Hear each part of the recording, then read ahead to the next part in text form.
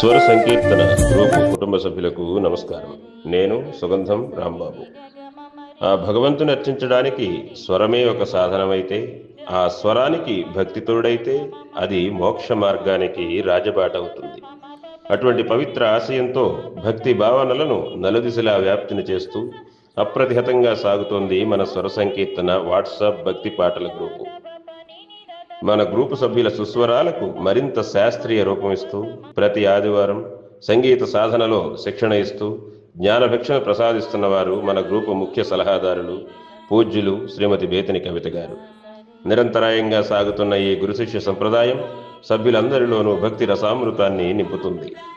సాధకులను ప్రోత్సహించడానికి ఈ దివ్య యజ్ఞంలో భాగస్వామ్యులైన చిలుకూరి హాస్పిటల్స్ హైదరాబాద్ మరియు రాజమండ్రి వారి సౌజన్యంతో ప్రతి వారం అర్హులైన వారికి 516 రూపాయల వారాంతపు నగదు బహుమతిని అందజేస్తున్న సంగతి మీ అందరికీ విదితమే.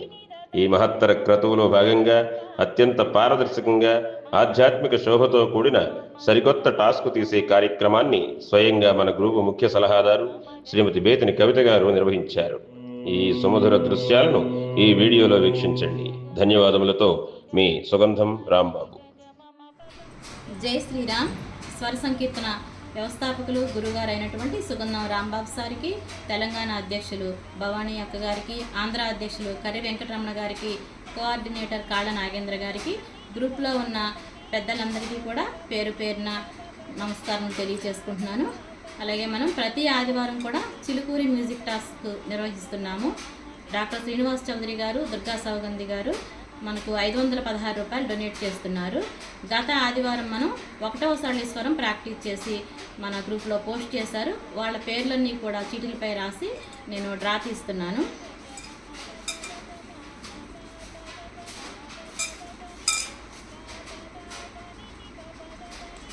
మరి ఈ డ్రాలో గెలుపొందిన వారు ఎన్ రమాదేవి గారు, తాడేపల్లిగూడెం.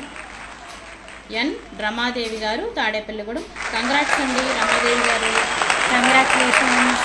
అలాగే మనం ప్రతి ఆదివారం కూడా సరళీస్వరాలు అంటే మళ్ళీ 2వసారి రివిజన్ చేస్తున్నారు మన గురువు గారు. చక్కగా ప్రాక్టీస్ చేసి పోస్ట్ చేద్దాము. అందరికీ ధన్యవాదములండి. జై శ్రీరామ్.